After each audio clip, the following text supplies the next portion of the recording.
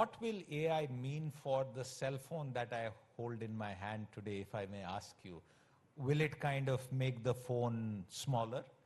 Will it disappear the screen? Will the phone get embedded in me? What is the future of smartphones in an era of AI? Okay, well, smartphones will be smarter, I think. So we talk in our industry about AI for the networks and AI or networks for AI. And one important thing is that the networks together with the smartphones supports your usage of AI-based algorithms and applications. And here, of course, it's very important how we design the networks for the future to make sure that the different characteristics of this kind of usage is very well supported. And there are some things that we trend and follow to make sure that we always are at the edge of what's possible to do. And that will continue, always continuing. And I think one thing that we talk quite a bit about is to perhaps be a bit technical about latency and delay, how quickly, when you push a button, how snappy is the system, if I put it that way, right?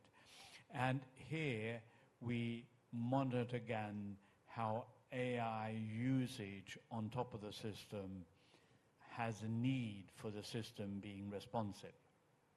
And our research group works on this, our product implementation people work on it. Right? And we work on it together with the makers of smartphones through standardization and through alignment in the industry. So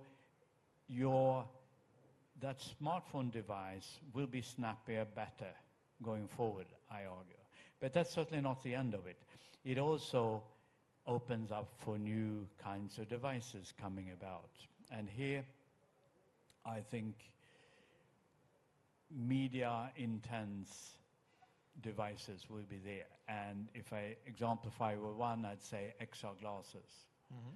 Already we see that for industrial use, and we see it for very, I think, high-value use, like in healthcare, assisting surgeons in full commercial service, making sure they have a precision cut being assisted from AI-based applications and conveyed the information to a hologram lens.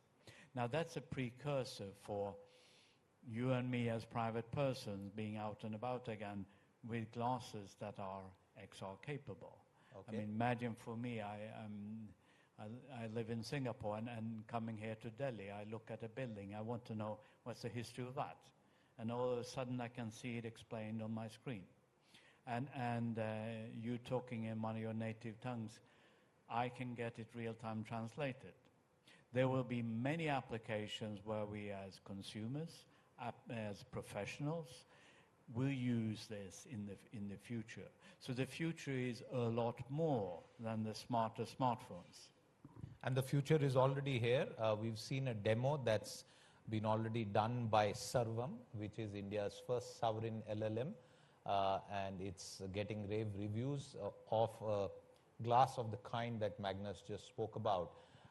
For many of the folks here, I stuck to the smartphone example to be able for people to relate to what your company does, but this is a company that powers networks across the world. Without the network, you won't have any of these functionalities available. So now 2 more points. One, with the numbers that we have in India of smartphone usage and the network lies behind it, the common man is not able to touch and feel it. He only kind of looks at it and says, oh, my signal isn't very good in this area, or I get these spam calls. I want you to try and explain to our audience here how AI is improving the network experience for the average user.